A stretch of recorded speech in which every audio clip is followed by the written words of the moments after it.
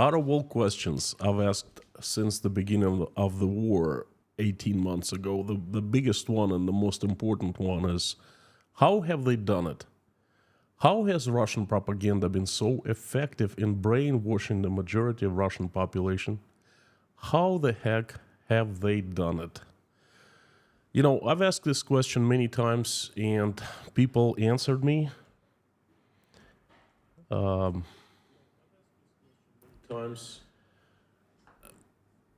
People in Russia answered me, but not once I've received an explanation that actually satisfied me, that actually made sense. And yesterday I stumbled upon a piece of gold, figuratively speaking, an interview of a famous Russian who lived in the United States for quite a long time. Actually, he lived in the West for quite a long time, and then he returned to Russia. His interview is a clear propaganda message consisting of many small messages. It's a very long one, it's over an hour, and it's a fabric of truth, common sense, and logic, and also small but important lies skillfully interwoven into the truth. Interwoven so skillfully that one is tempted to believe. Gosh, I was tempted to believe myself. I'll show you how they engineer information and infuse it into people's minds. I will also reveal you their evil formula. I'll take you step by step. Howdy, everyone. My name is Konstantin. Welcome to Inside Russia, where usual Russia is explained by the unusual Russian. What you will not find on this channel is BS, propaganda, or lies. What you will find here is truth, common sense, and logic, and some emotions, because I am a human being. And you will find lots of information about how propaganda works and sends messages into Russians' heads. Ooh, that's without further ado, let's jump right into it.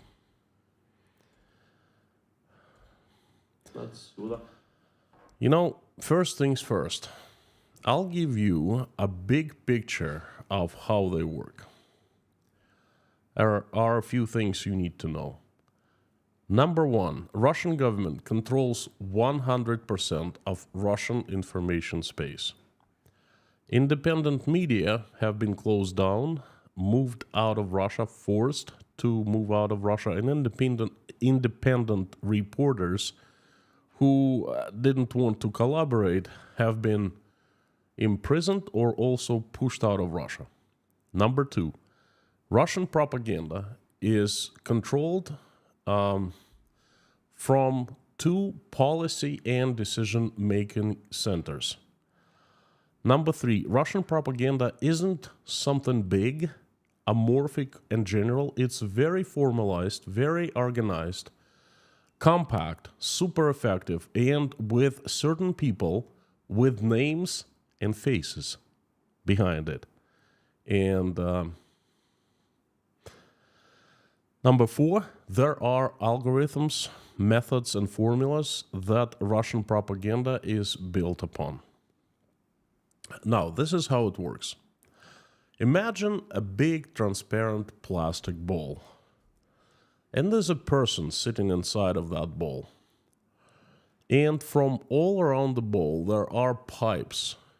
And they push inside the ball through the plastic cover.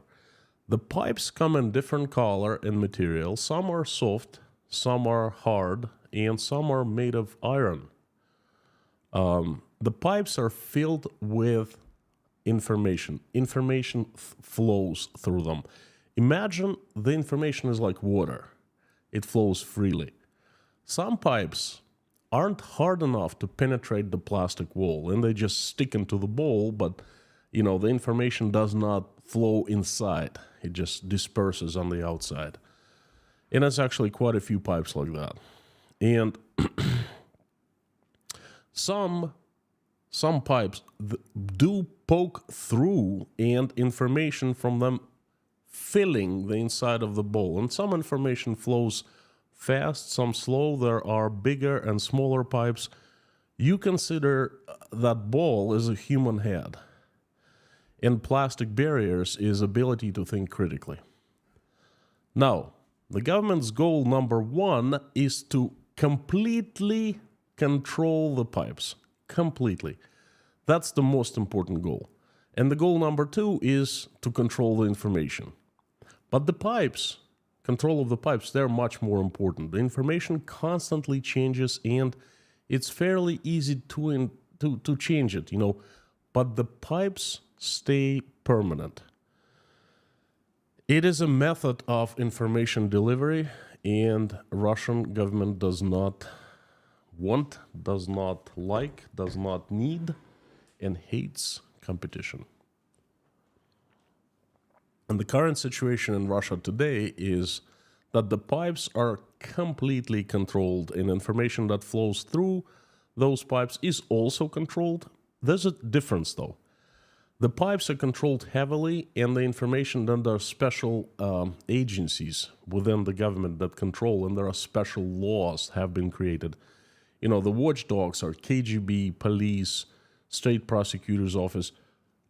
The government is ruthless with people who try to, meddle with those pipes that poke through, inside people's heads.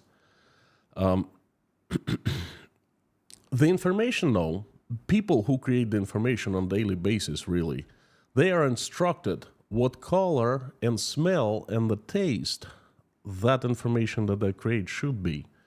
And the rest is up to the information creators. So there is an illusion of freedom of the press in Russia. And the color and the smell and the taste are instructed from those two decision-making centers I told you earlier about.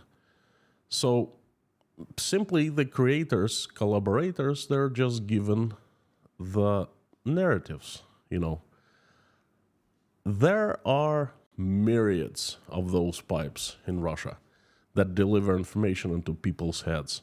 TV channels, newspapers, internet sites, radio stations, Telegram channels, WhatsApp chat groups, you name it.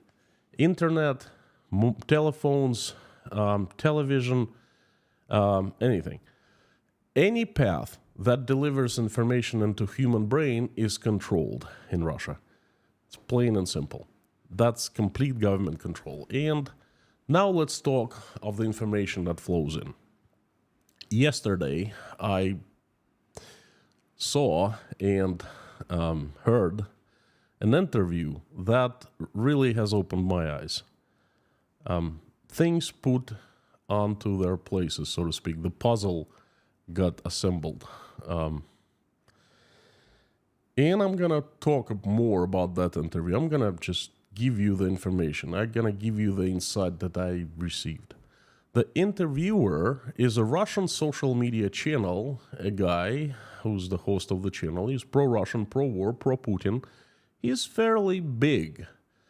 He also has presence on YouTube, and both on YouTube and the social media in Russia. If you combine the subscribers on all of his media, you will see a multi-million audience. In interviews with famous Russians that he has on his channel, or channels, I should say, they draw tens of millions of views. The audience is Russian. Well, obviously, the channel is in Russian language, and it's done by Russians for Russians. This particular interview I was looking at is with big Russian scientist. He's one of the top scientists in his field internationally. He left Russia back in 1998, studied and worked in Europe and the United States for a very long time. And in the USA, he became a tenure professor at one of the best universities. One of the top scientists in the world in his field, really. Brilliant career, well built. After 6 years of living and working in the USA, the scientist returned to Russia. The scientist is obviously an extremely intelligent man, eloquent, pleasant voice, speaks slowly and softly. A real pleasant person to listen, okay? It's full of common sense, full of logic. Why did I notice the interview among many others on YouTube that I watch? Because of the title. It read like this: 6 years in the USA and returned to Russia. Now, the title is very interesting. The person lived for 6 years in America and returned. I'd love to listen to the story because I relate. I also lived in America for quite a long time, around 9 years, and I also returned. So I clicked and I gave it a chance. The interview is broken down into segments. After I'm done with the stream, I will also make segments of this live stream, so you understand what I'm talking about. Instead of talking, I'd rather fill you in. I'll think you find this interview very interesting. I will basically be talking about the segments of this interview, and I'm going to give you the messages, the questions and the answers, just in a very, very simple summaries, and I will comment of what I think, so you will learn my point of view. Let's go. I'd like to give you this interview now. Segment number 1. It's called, basically it's of Joe Biden and Bashar Assad's sons. The interviewer cites a Telegram post or Instagram post that the scientist made some time ago of American and Syrian presidents' children, sons. Bashar Assad's son just graduated from Moscow State University with master's degree in mathematics with honors, and Hunter Biden, the son of American president, was caught driving 172 miles per hour smoking crack cocaine. Well, for 7 minutes, right at the opening of this interview, they discuss the president's sons. First, it's Hunter Biden, the prostitutes, the corruption, the drug abuse, Biden being bad father, the Biden the father. They talk about Biden's daughter too. They say she's a sex addict, etc. So much dirt they put on American president. And the message is this. Before you try to see the good in other countries, have the good inside your own family and inside your own country. And then, literally, that's what they said. And then they talk very little of Bashar Assad, and the scientist says he doesn't really know what kind of person he is. Perhaps he's good, perhaps he's bad. It's just not much. Wow. Just wow. Imagine this. An interview is over like hour and a half long, and it's about the scientist, how he lived and returned to Russia after, lived in the USA and returned to Russia after, 6 years.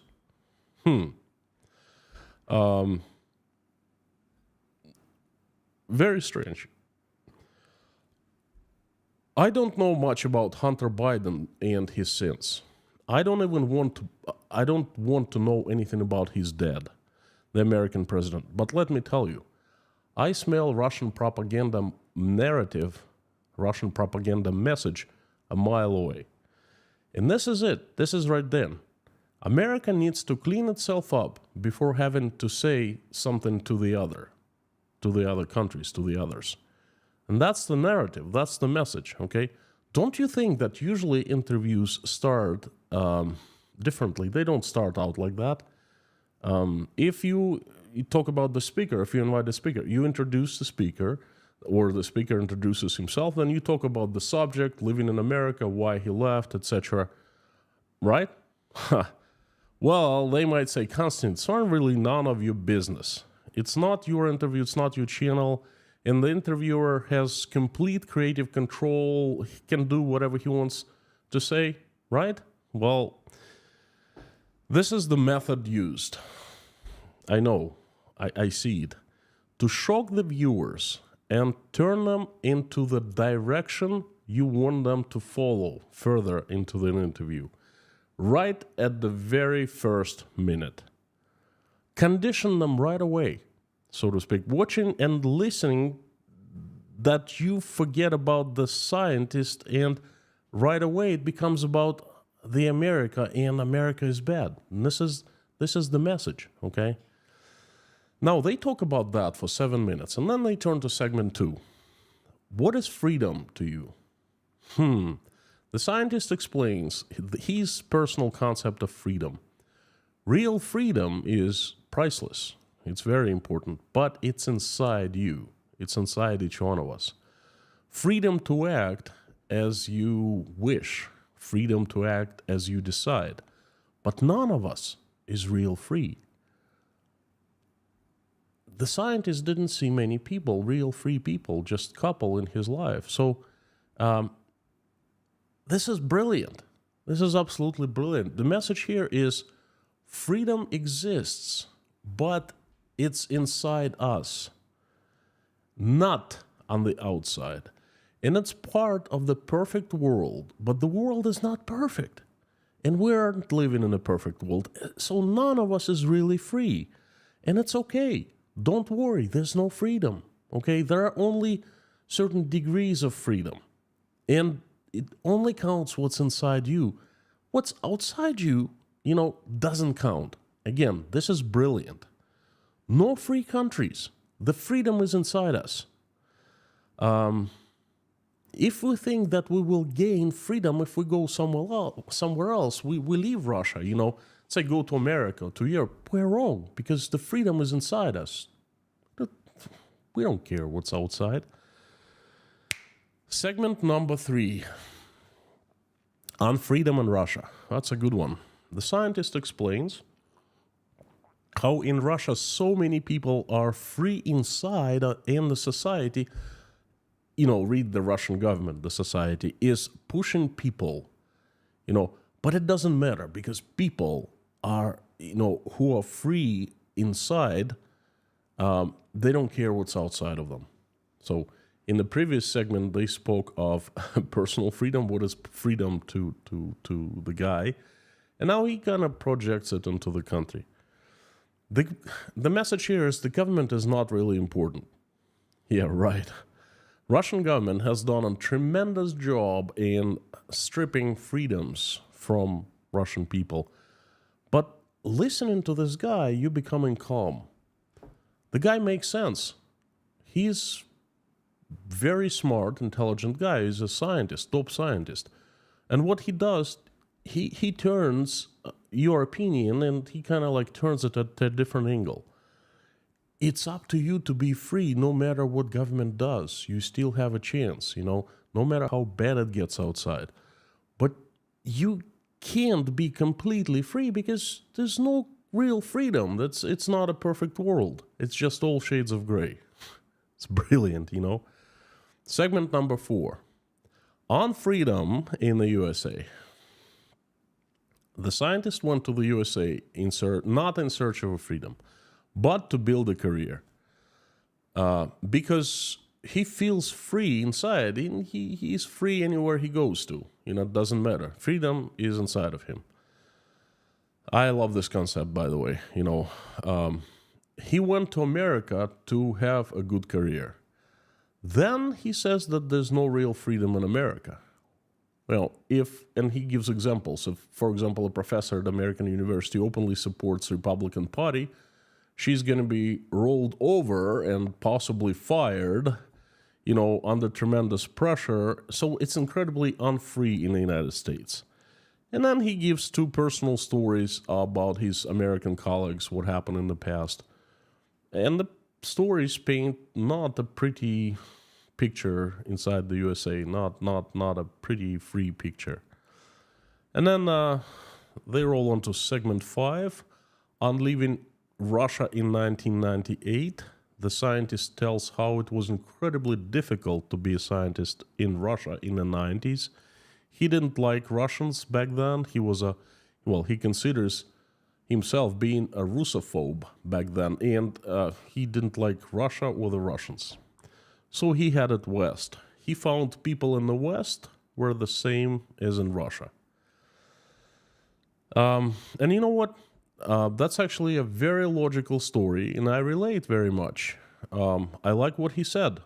I've experienced it myself. I think that people in the West and in Russia are not so much different in terms of values. Well, at least that they weren't until recently.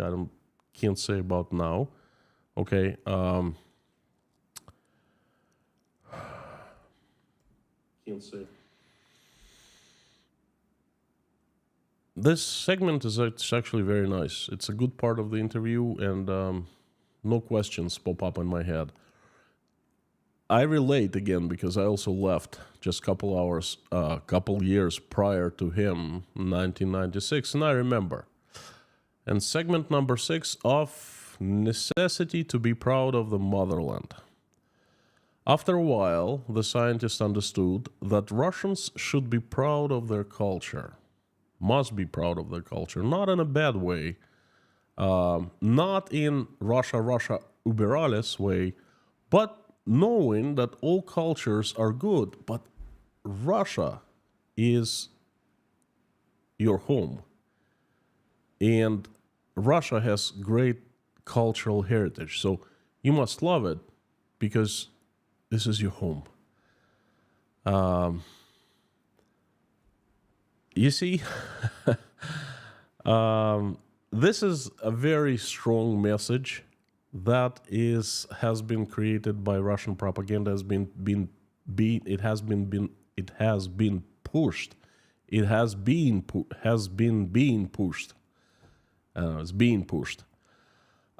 In the last 10 months, the messages go something like this: you must not leave Russia. You must not leave your motherland. Leaving is betraying. You must love your country. No matter what happens inside your country, no matter who it attacks, no matter how bad things get financially, no matter how many freedoms get stripped from citizens, you must love your country because this is your home and this is the only place where you should live. This is one message. And the second message, the first message is to those who are still in Russia, or perhaps are thinking of moving away and leaving. And the second message for those who have left, including myself: come back home. This is your country. You must love your motherland. The scientist's speech is soft, nice, pleasant, logical, but the message that appears in your head, that image that is drawn in your head, is pretty direct and rough. Segment number 7, illusions of immigrants. That's a good one. The scientist talks about how tough it is to be an immigrant. Most immigrants for the first year are intoxicated in seeing the world outside of them, the new country, in very bright colors, artificially bright colors. But after 1 year or so, they come to senses. They start seeing the reality, and that is not so bright. After a while, they all start missing home and recalling how wonderful home was, how comfortable, warm, accommodating, how nice people were, and so forth. So at the new place, it's rough, it's cold, it's tough, it's difficult. There are many challenges to overcome. But home is so pleasant. It's waiting for you. It's comfortable. No challenges there. You come and it's like coming to your childhood, where you felt safe, where you felt warm, where you felt loved. Hey, your motherland loves you. Come back. Don't leave. There's nothing good awaits you there on the other side, They're just troubles and challenges. But it's so easy here. It's so comfy. It's so warm,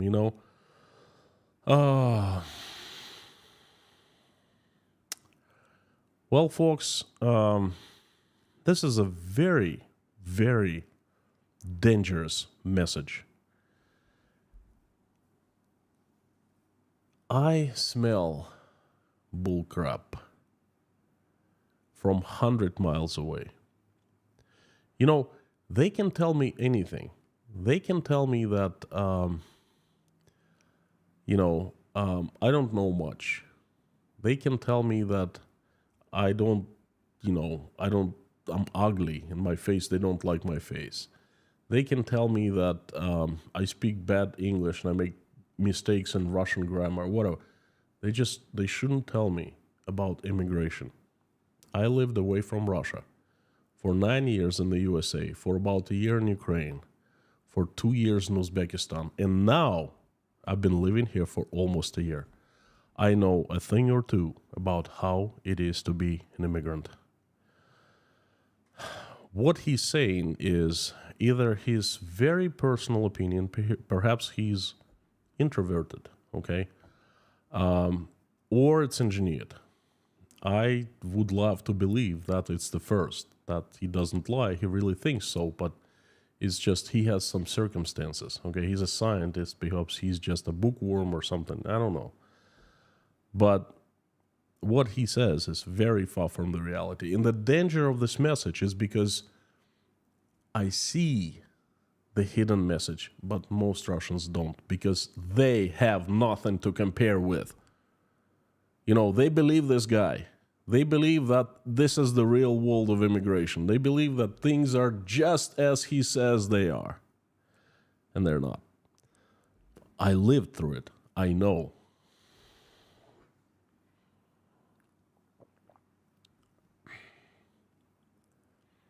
Segment number 8. They talk briefly of the Russians, famous Russians who have left. Famous Russians, singers, performers, writers. And you know what? There are quite a few famous Russians that have left. Quite a few.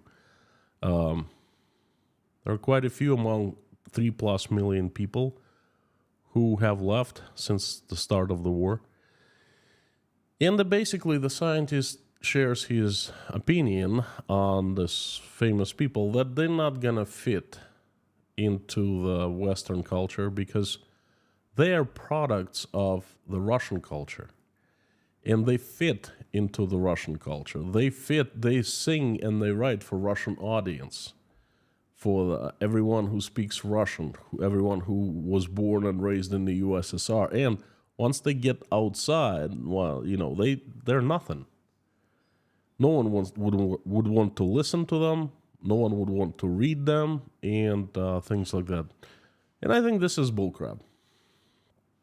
But that's the message, clear message. He says that the Russians not needed in the West, and I beg to differ. Segment number 9, that's a good one, of coldness that surrounds an immigrant. He kind of speaks of himself in this segment, but he kind of projects it, his idea onto listeners. Basically, the scientist tells that despite being very successful in the West, having a good career, being a tenured professor, making good money, having really good career stability, etc., he felt like he was in a spacesuit in the wilderness of outer space in America. He was alone and cold. No one understood him there. In Russia, he feels warmth everywhere. The entire country is warm to him because it's home. He's Russian, It's perfect. It's absolutely perfect. This interview is a story with great storytelling.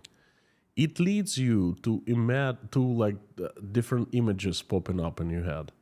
It introduces concepts of loneliness and cold, of being abroad, and great culture, coziness, warmth, safety of childhood, people who speak your language and are of you are one of them.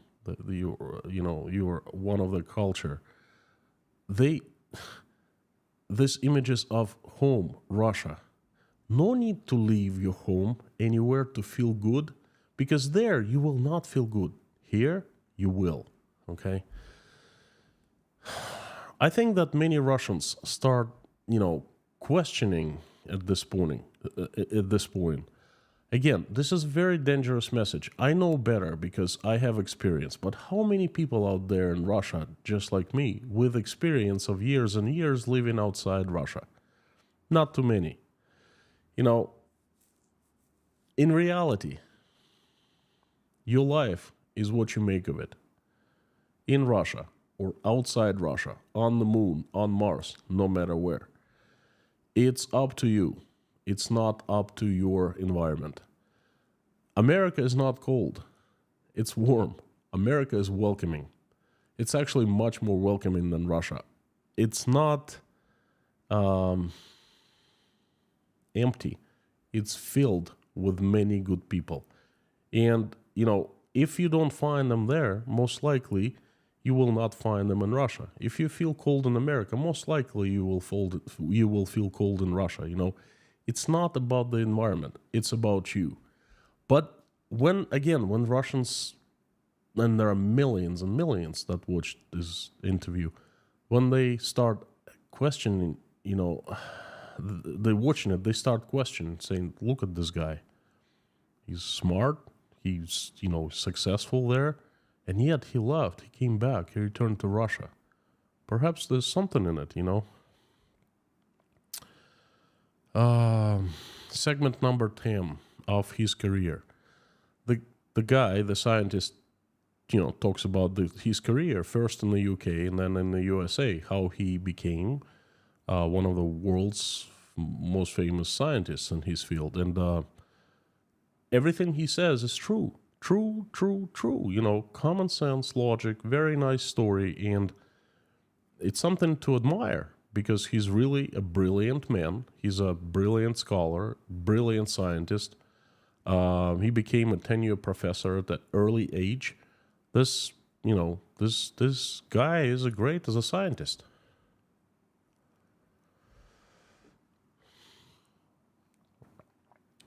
He basically says at the end of this segment that the only problem that he had, he was happy in the USA, but he got bored. And that's one of the reasons why he moved to Russia, back to Russia. And the next segment, they're talking about where's not boring? In Russia.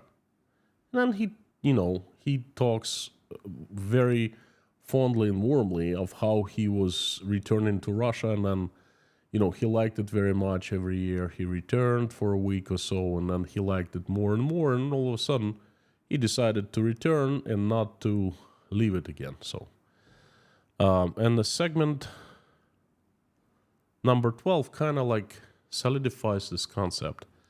It's basically be with your kind. They start discussing most important issues. The February 24th of 2022, what happened in Russia. And he says that after this, he never calls war. He calls it special military operation. Says that once it started, I understand why, because he's a scientist. He works at the Russian university, and then he's paid by the government. Okay, he can't really call things their real names because he will lose job, okay? And he'll probably get in trouble with the government. He doesn't want to lose his job, doesn't want to lose his lab and grants and so forth. So he calls it special military operation. And he says that after February 24th, lots of people, his colleagues, friends from all over the world, started calling him, offering help to relocate. And basically his message he sends is, do not be coward, okay? If your country is in trouble, if your home is in trouble, if your motherland is in trouble, be with your own kind. That's the place to be. Do not leave. And that was a very short segment. And the next one, basically I would like to add something. I am an expert on leaving Russia after February 24th. I do not consider myself coward. How can I be with my people if my people have gone mad? How can I be with them if they're doing what they're doing to Ukraine and justifying it? And actually, some of them get pleasure from justifying it. You know, out of anything, I don't want to be with my own kind. If my own kind turns into that, who can blame me? This guy, the scientist, the guy who interviews him? I don't think so. It's just...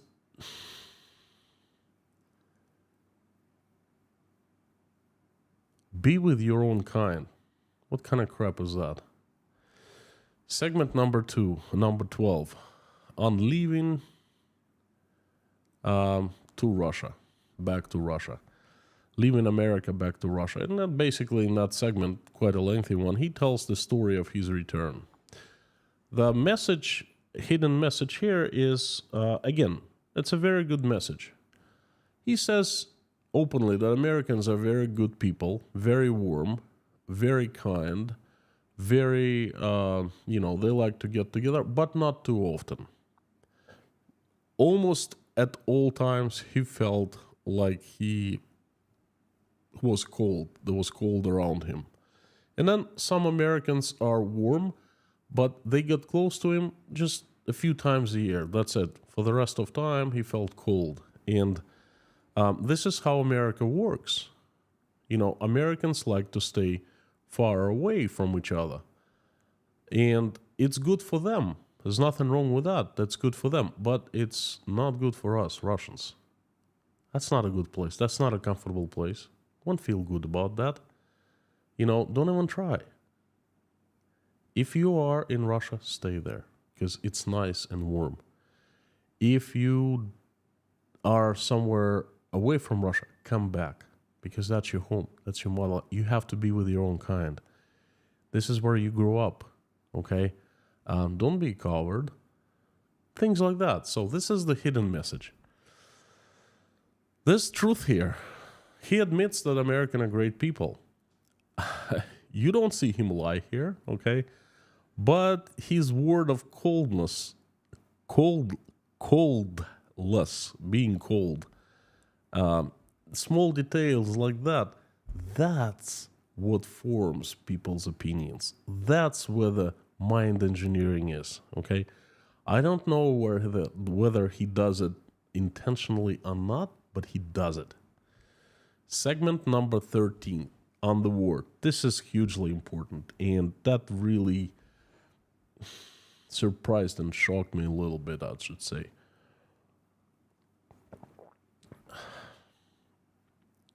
This is the concept of Russian propaganda, the narrative of Russian propaganda. It's so open, it's so vivid, it's so bright that it's, I don't see how people don't see it.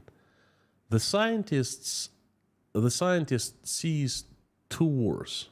First war is between Russia and Ukraine, but that's not that important of a war. The second war is what's most important. The most important one. That's between the West versus Russia. The West is trying to destroy Russia. And this is existential war for Russia. Therefore, he was asked by his colleague whose side he's on, and he said, well, this is no-brainer. This is existential war between the West and Russia. And of course, I'm on the side of my country, Russia. Then he kind of ventures further, and then he says thing that really, I don't, very, very dangerous one too for the minds of people who are not so, well, I don't know, or not so, who don't think so much about that. He talks about World War II. World War II was very, very black and white type of thing. It was absolutely understood by all who was on the dark side and who was on the bright side, and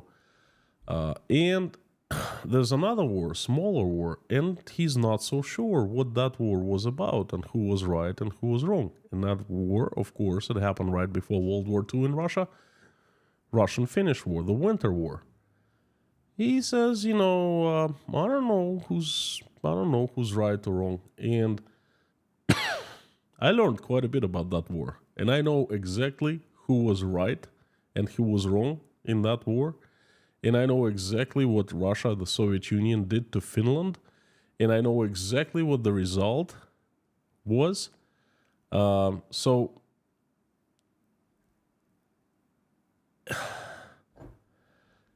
people look at this guy and he's brilliant. Previously, previous minutes, he tells the truth. He talks about America, he tells things that you can't argue with. He's brilliant, he's intelligent. And now he tells this about Russian-Finnish War. And even people who have their own opinion, they start doubting themselves, saying, well, look, if this brilliant guy doesn't know what was up with that war, how would I know, okay? He probably knows more than I do, and he questions himself, and he questions everything. And what he does, that scientist, he plants seeds of doubt inside people's heads, He's loosening the foundation, whatever foundation that the Russians had in their heads. But he just, he fills their minds with doubt, and that's very, very dangerous, okay? Then he talks about the war in Ukraine, which is total bogus in my mind. He says, well, you see, we're fighting a human war, humane war. We don't use nukes. We don't use Agent Orange like other countries used in the past, with a direct reference to the United States and Vietnam, of course. How is this can be justified? I mean, what Russia is doing to Ukraine is better than the United States was doing to Vietnam. It just doesn't make any sense to me, okay? And he says that the history will tell who was right, who was wrong about this special military operation. And that's a very interesting thing. He kind of reinforces the idea that it's the West versus Russia. At the end, he says very interesting. No, it's a pretty bad thing, but it's very interesting to pick apart. He says Ukraine will suffer because it's not important and it's being used as a tool in this war by the West against Russia. And if Ukraine wins, it'll be abandoned by the West and it's going to be just scorched land. But if Russia wins, it'll rebuild Ukraine. If Russia loses, there will be no one to rebuild Ukraine. Well, I know many Ukrainians. I actually had a meeting with a Ukrainian family a couple hours ago. What Russia has done to their homes, to their families, to their country, they're not going to forgive, and they're not going to forget for generations. If the kids have gone, Ukrainian kids have gone through tragedies, okay, they're not going to like Russia. They're not going to forgive Russia. Even Russia rebuilds Ukraine, then what? Can it unwind, undo everything it has done? Okay?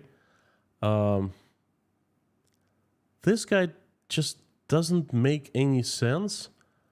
But again, his interview goes so smoothly. It flows so nicely that people start believing him. And this is one of those things he kind of plants inside people's heads, okay? And if they already have fallen to his storytelling, they might swallow it. Again, if they never met Ukrainians, if they don't understand what's really going on in Ukraine, they might swallow it. Segment number 14.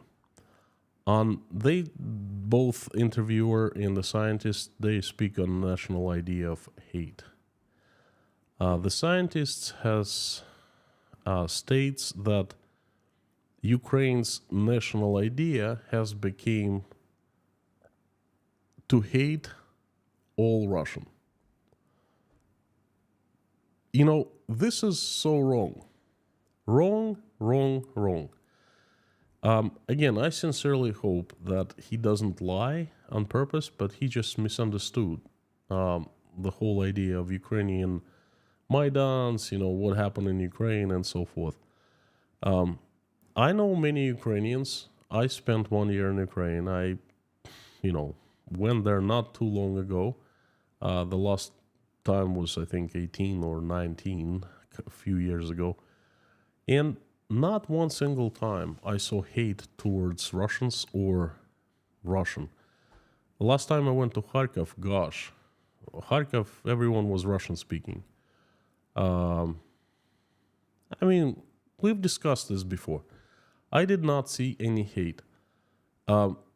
Some people, especially in the West, didn't like Russians. Well, you know what? Some Russians don't like other people. That's not country's idea. It's not idea of hate. It's just some people have certain preferences.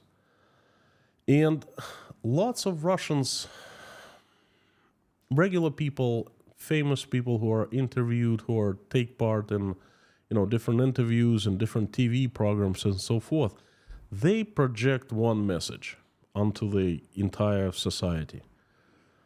Ukraine betrayed Russia by turning away from Russia towards the West. You see, the West, and of course it's led by the evil Satanists, Americans, as it turns out. Before they were friends, but now we see retrospectively they're, no good Satanists, okay? So by turning toward them, that was a crime that Ukraine committed. Them, the evil ones, they don't care about Ukraine much. They just want to destroy Russia by using Ukraine. And Ukrainians don't know about that, okay? So we're going to go and teach them. We're going to go and show them. We're going to go and punish them for betraying Russia. Why? Russians are made to believe that Ukraine and Ukrainians betraying Russia by simply wanting to turn the West, to turn and become Europe, to turn to the United States. You see, most Russians still have this idea inside their heads that Ukraine must be controlled, must be a part of the Russian world, must be controlled by Russia. It's a part of the world that is dominated by Russia, okay? It must speak Russian language. It must, have Russia culture and so forth. It's our country. It's not. It's Ukraine. It's a sovereign country. The Soviet Union fell apart in 1991. So many new countries were born, and each single one of them became sovereign, became independent. And this is Russian people's biggest problem is they don't understand that, or they simply don't want to believe it, okay? They somehow still think that all the CIS countries must be under control, under influence of, at least, not under control, but under influence of Russia. Take Uzbekistan, okay? No way Uzbekis want to be under influence or control Russia, no freaking way. But Russians think otherwise, why? Why? So you see, Ukraine betrayed Russia by turning towards the West. And Ukraine's gonna suffer for that. And then the scientist keeps on going. He says, we in Russia got vaccinated in the 90s when the evil West was trying to break us apart by sending us, Western products. In Russia, they usually say the Western bubble gum and blue jeans, okay? They were trying to buy us and sending us bubble gum and blue jeans in exchange for Russia's destruction. Another concept I don't understand. No one can destroy Russia. No one. Russia is a big, big, powerful country. No one can destroy Russia except for the Russians. Plain and simple. Russians are the only people who can destroy their country. Okay? Not the West. Even if the West wanted to. The West needs strong, independent, free Russia. Russia that is sane. Russia that is capable of cooperating. Russia is that gives the word and keeps it. Okay? Russia that does not break promises. That's what kind of Russia that the West needs, because West has bigger problems than Russia. Okay? But the Russians think that Russia is number one in the world and everything, spins around Russia.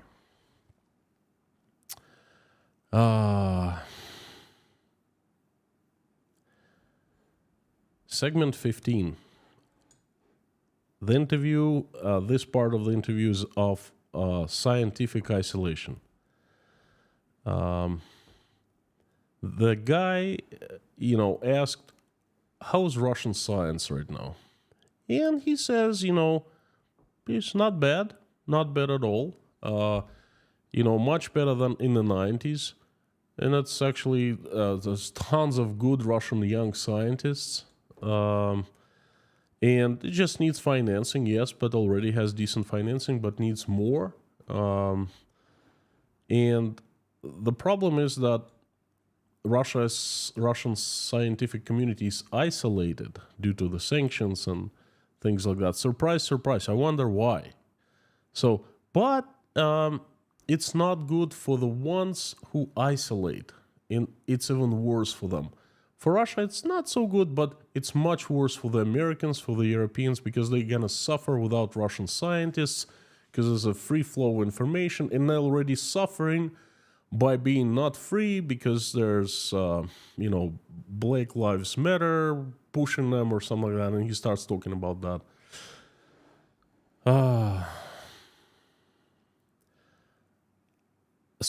And at the end, he says that isolation is from the West, but the East is open and the South is open to us. Well, you know what? He contradicted himself, because I saw another interview by this guy. It's openly available on the internet 6 months ago. And he clearly says, you know what? Isolation is really, really bad, and Russian science is going to suffer. And now he says, well, it's not that bad. I mean, it's bad, but it's okay, things like that. So Russian science is not that bad, according to that guy. And then the rest of the segments, they really are about his personality, his life, his relationship with God, his, not God, but his, his confessions, religion confessions, because I think he's like different confessions with his wife, things like that, okay?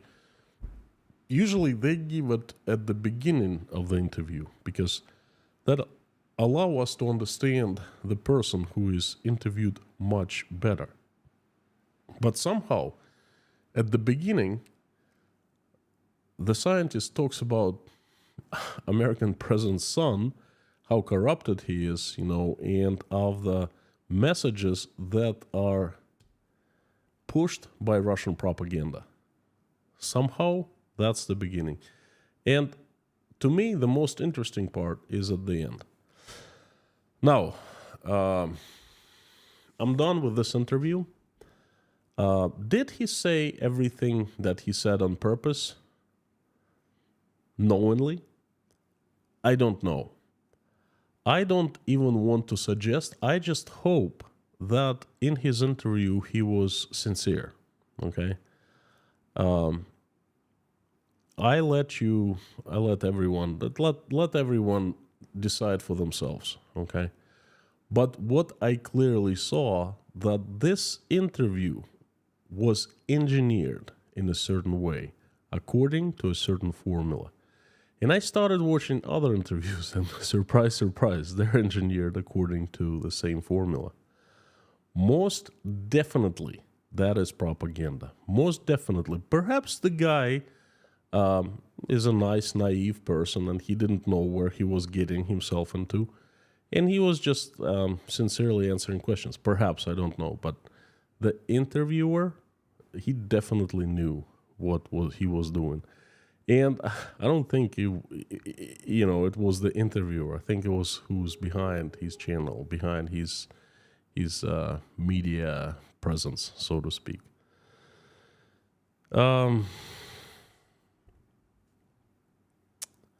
This interview and this formula and this method is pretty ingenious, because this is mind engineering, very effective mind engineering in its most pure form, the purest that I have seen. Again, I've been asking this question in the beginning, since the beginning of the war. How the heck they have done it? How the heck have they been able to brainwash Russians so effectively? This is how. This is how. This media channel, this YouTube channel, this guy who does interviews, who asks questions, invites famous Russians, and Russians, all of them support the war. He didn't ask any Russian oppositioner. Okay, it's all people pro-war, pro-Putin, and it's not just the sole channel like that. There are myriads. Like I said, remember those pipes? They sticking into people's heads. So there are many, many pipes, and they come in different color, different size, different length. Some deliver very little of information, some deliver a lot. But this is how.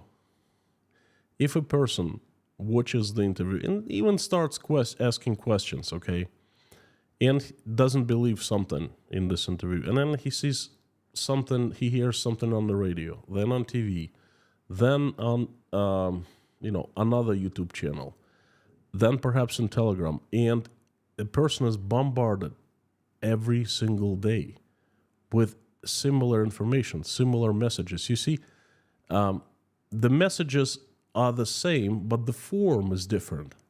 And it creates an illusion that people have different opinions. But the messages, the core messages, hidden messages are absolutely the same. And those messages get installed into people's heads in Russia. And I think this is how they work. I think this is how they been able to brainwash people so effectively that majority of Russians support what they call the special military operation. It's really a war. The war that Russia has been waging for Ukraine for no good reason, okay? But more and more people support it because more and more people fall the victims of this propaganda. At least for myself, I have answered this question. I don't know many small details, important ones, but they're easy to find out, fairly easy. The biggest question has been answered. How? Now I know. Folks, I'd like to tell you that no matter what you do, no matter where you are, no matter where you live, please keep your governments on their tabs. Never let it out of control. Because otherwise, you will follow our path. Otherwise, you will end up where we are at right now in Russia. Do not make your own mistakes. Learn from ours. And this has been my message. Thank you so very much. It's been a very long one. I'm sorry, but I could not make it any shorter. I invite everyone into the live stream chat. Let me know what you think. If it's been interesting, useful for you, consider liking this message, this video then, this live stream. Thank you so much for coming. It's my pleasure and my honor.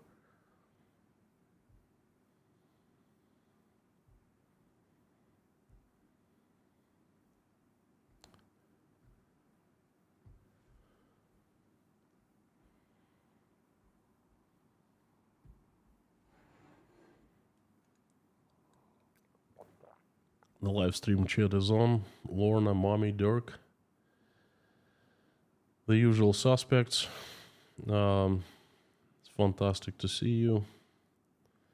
We need chat to be short. Yes, I understand, Lorna. We'll make it shorter than usual. No worries.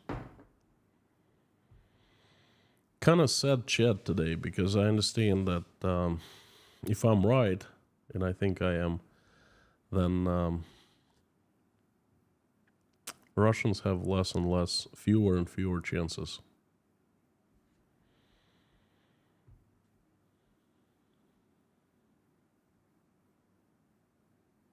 Folks, if you want me to see the message, your question, your comment, please put it in caps and put inside Russia after @ so I see it highlighted in orange. Thank you. The usual suspects, fantastic to see everyone. Thank you so much. So let me know, what do you think of the message? J Spike, thank you for sending a super chat. Hello inside Russia. Have a good day. I'm celebrating my birthday along with a case of food poisoning. Best wishes. I'm very sorry to hear that. I will sing you happy birthday. Just stick with us. Before I go to invite everyone to go to prayer with me, J Spike. I'm not feeling very festive right now. Sorry, I will sing a little bit later. Eileen, mind blogging stream. Your research is great. Learn more each time. Learn more each time. Seems like Russian government has weaponized people's inability to think for themselves, even what to. Thank you, Eileen. You're right. They have weaponized. They exploit every single crack they can find in people's heads, so to speak, in the way they think. They use this fact that majority of Russians have not been out of Russia. I wish that every Russian gets out of the country and travels for 3 months, visiting 5, 7 different countries. I think that that would change minds of many, many people in Russia. Unfortunately, majority of Russians cannot do that, don't want to do that, afraid to do that, can't afford to do that, Unfortunately, that's the way it is. Henrik Jensen, thank you so much from Denmark. Thank you. Russian scientist professor didn't have tenure. Tenured professor in the US has job for life. Well, voice in Espanol, I did not make a mistake. That's what he said, at least he claimed. He got a 10-year position for life, yes. And he left on his own because he liked it in Russia, much more than... He got bored in the USA, basically. He either didn't have tenure or got fired. He went back to Russia to take 90% pay cut. I cannot comment that, I don't know. But he clearly said when he was talking about his career, he said he became tenure professor, and he explained how he was getting tenure professor. And he was the youngest tenured professor in his university at the age of mid-30s. So much for the Luna 25 that crashed into the moon. Just Terry, I told you guys, don't get your hopes high because something's gonna happen to that thing.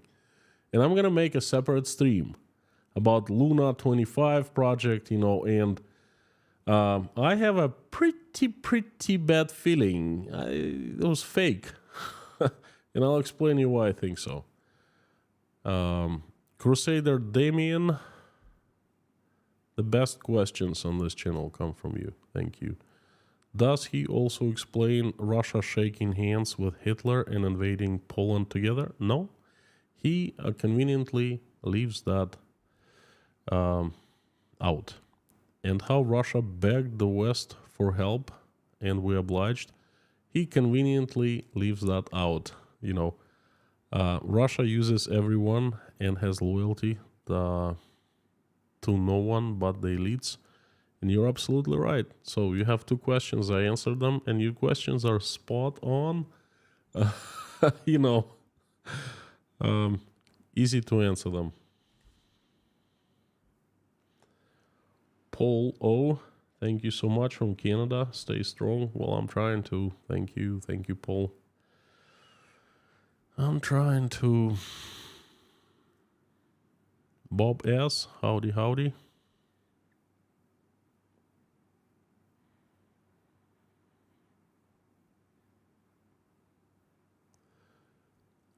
Mr. Kaliskin, Luna 25 did bang bang on the moon, literally.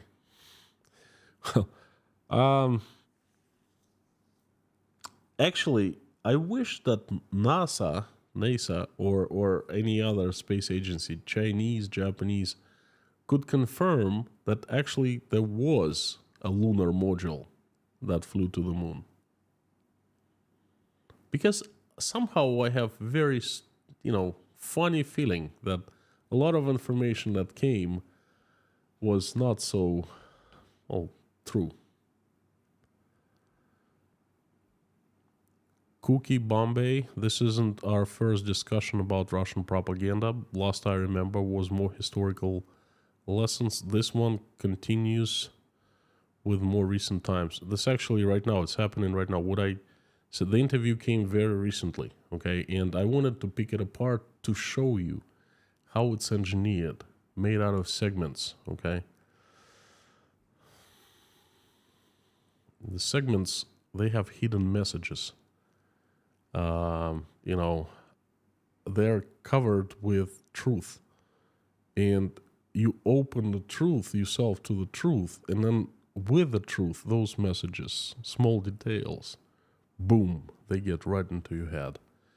And they plant seeds, and those seeds grow, okay? And, I don't want to even know what's in Russians' heads now these days. Amy C, thank you for being a sponsor. Scientists aren't always smart and everything. This guy, he appeared to be brilliant, okay? Very eloquent, very logical, okay? I can picture myself having a pleasant conversation with him, okay? About different topics, not about what he was talking about. Kevin Baker, real estate, thank you so much. Thank you for supporting.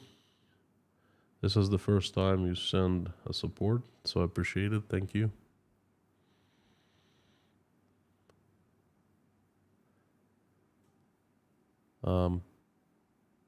Bradell, you are so right about Russians needing to travel out of the country. My husband and I lived. Eyes changed our worldview. I'm glad you understand what I mean, Sean, howdy friend. Good to see you. To make it easier for people to swallow, always hide a lie in truth, also called a Trojan horse. What a fantastic analogy. Thank you so much. Trojan horses. I should have used that term in the stream earlier. This one appears to breed xenophobia, dehumanization, genocide. Bang, bang. Thank you so much, Sean. It's huge support, and thanks for 18 coffees. I have this idea I want to share with you. When it's suggested that the Western way of life threatens the present Russia, it's true. Because it's absolutely contrary to the needs of the KGB and its friends. MacFun, I cannot disagree with you, okay? If you take regular people, regular folks, peasants, farmers, workers, and compare the ones, oranges to oranges, so to speak, Russia and the United States, you'll find same people, same needs, same values. And those Russians who don't like the West, if they're magically taken out of Russia and placed in the West, and they just look around and they meet people, shake American evil Satanists, shake hands with them and, take them into their homes, I guarantee you they change opinion. They would change opinion just like that, because they would see the truth with their own eyes and say, hey, they're the same as us. Same needs, same emotions, same feelings, all want to have good families, to provide for children, to love spouses, and so forth. It's the guys on the very top who hate the Western lifestyle, who hate the Western organization of society, because it's a direct threat to their power. It's all about power in Russia. Who holds the power, and how, and for how long, and so forth. It's all about power. South Bear, thank you. I see video of young people walking around St. Pete and Moscow. They aren't afraid of getting mobilized. Well, there are different reasons for that, and I just recently did a stream. Just go ahead and watch it. I'll be very short. There are a few things about that. First of all, right now there's a not active acute state of mobilization. Not thousands and thousands of people mobilized from every city like they were 10 months ago. That's number one. Number two, mobilization right now is quiet. It's done silently. Okay, there are new laws, and they are new means, technical means. They don't have to do it in public, open anymore, okay? And number three, Moscow and St. Petersburg, not too many people got mobilized from there, because they like to keep Moscow and St. Petersburg quiet, calm. Okay, they don't want anyone to rebel, to go on the streets in the capital, in the two largest cities of Russia. Okay, so Moscow and St. Pete being the biggest cities in Russia, they got the least amount of people mobilized last time. Okay, and this is why young people go ahead and go around and not afraid of being mobilized. But wait a few weeks, and we'll talk about it again. Okay, folks. Lorna, one more question. We'll be wrapping this up. Famous Mainer, I say hi to wonderful state of Maine from me. Thank you so much for your good words. Edgecombe, Maine, GB Penrose, 2 Mainers now. Wow, fantastic.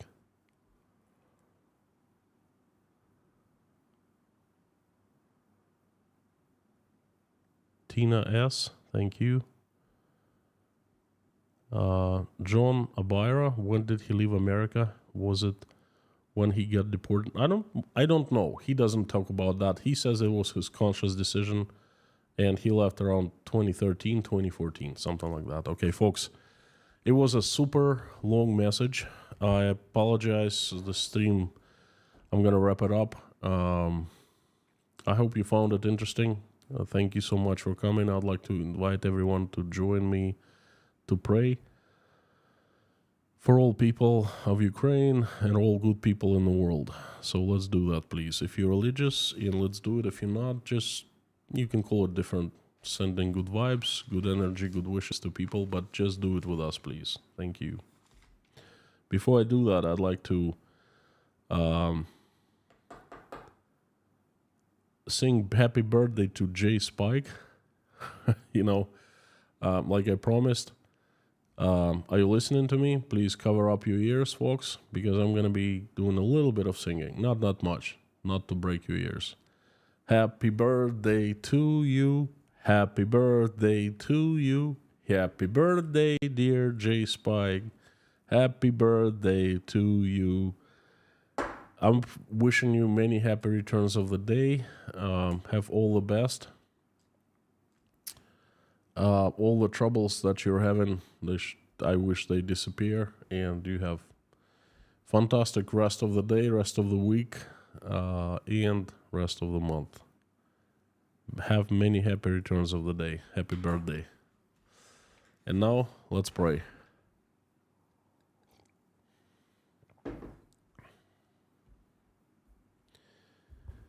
Dear Lord Jesus Christ, thank you so much for giving us this day. Thank you for giving us this week. Thank you for putting food on our tables and giving roofs over our heads. Thank you for surrounding us with people who we love and who love us. Please give us wisdom to keep the skies above our children's heads peaceful and raise our children. Give us wisdom to raise our children so they become good people. They will make this world a better place, and they will do a better job taking care of this world than we have done. For now, please keep our children safe and healthy. Please help Ukraine and Ukrainians. Help stop the bloodshed. Reach out and touch people who are responsible, who are capable of making this decision to stop the bloodshed. Or, do whatever is needed to be done so they wake up, they open their eyes, and they realize what tragedy has been done and make the decision to stop the bloodshed.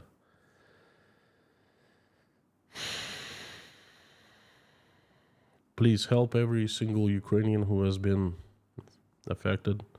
Answer their prayers, and make their wishes come true. Dear Lord, please help my country, Russia, assemble the strongest army of your biggest and strongest angels with sharpest swords, led by Saint Michael, and send them like a heavenly avalanche down to earth to get rid of all demons that have hijacked my country. Please have angels run Russia, make it loved, loving, respected, respectful, and peaceful, please. Help those who are traveling, send them safe travels. Help those who are seeking asylum of any kind, please send help their way.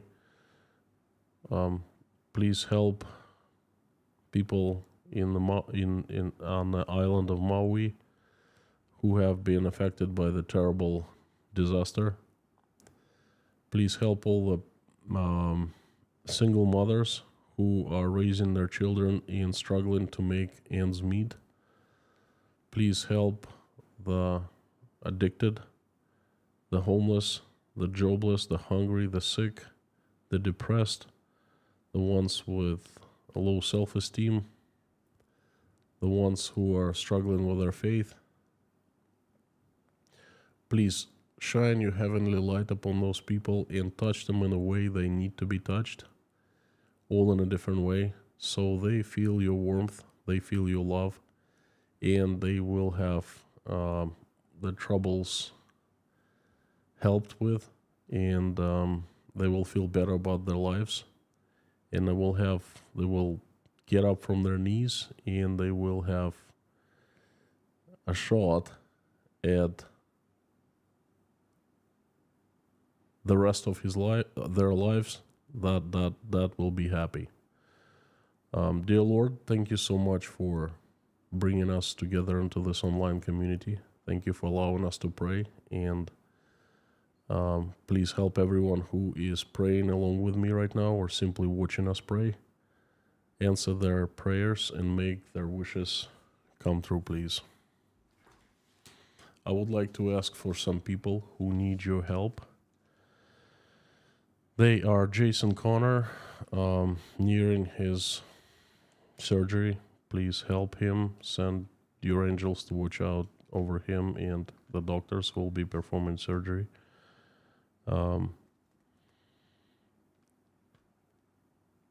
Janice Stevenson, Greg and Jim and Shirley Hall, Ann Larson, her family and daughter Hannah, Delaney and 2 children, Max family, Patty L, CKOC, Amir's Uncle Dicky, Liz Dumbrell and her family, Ripted, daughter of Aspen English, Darla, Bib, Susan, Paul, Rudy Kaisley, White Lightning, George Ruberty, Dave Strains, Pam, Paula McDonald, Frank in Texas, Kay Paul, Nina, Janine, Linda Trombley, Eugene and Lindsay's daughter, Sarah Stokes, James Gentz, Yorkie's mom, Hannah, Julia Haney, Paul, Jamie's family, Vasilin Lubamirov, Susie Mailer,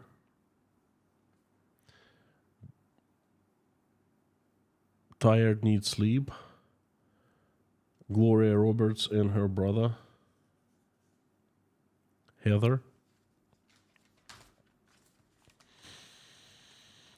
Wayne, Shirley, Debbie, Jen Allen, Finola, Lars Henrik and his mother, Stefan from Sweden, the Highwayman, Essie from the Scottish Isles, Outlander and family, Chorizo and family, and David Porter and family, Lars, Susan Marshall, Beulah, Lazarus, Buzz Simon, Alvin's sister, Teresa D, Terry Carter, Joe and Lee McMahon, Taylor Fleming, Bree's friend, Caroline, Deanna, and her family, Meta Spencer, Pamela J, Lindsay, Albina Fell, Michael Yukon, Karin Vasseur, Joel and Life, Yelena, Natasha, Jake, Michael, Oля, Dasha, Sky, Bonnie, Svetlana, Larry, Brittany S, Janine, Michael Milkowitz, Marlene, Paul Binns, Richard, Mallory M, Dirk, Linda, Terry, Richard Burris, Angelic at Life, and Scan Family's grandson, Randolph,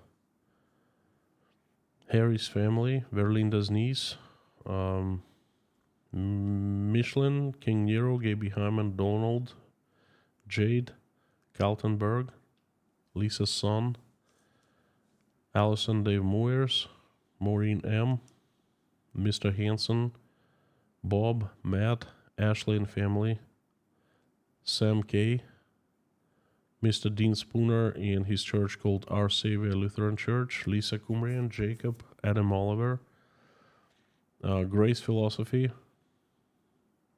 Maggie, Gina, Wayfarer, EMS Paramedic Liz, Vladislav Sergey, Lori Miles, husband, Sherry, Layla, Philip's mother, and dear Lord, I'd like to ask for special children. They are Cadence, Sebastian, Maverick, Ava, Theo, Madi, Karin Vasseur's niece, and Ansley, and a little girl, Sarah, who needs your help really bad. She needs to recover. Please send her angels, your angels, to her and her parents.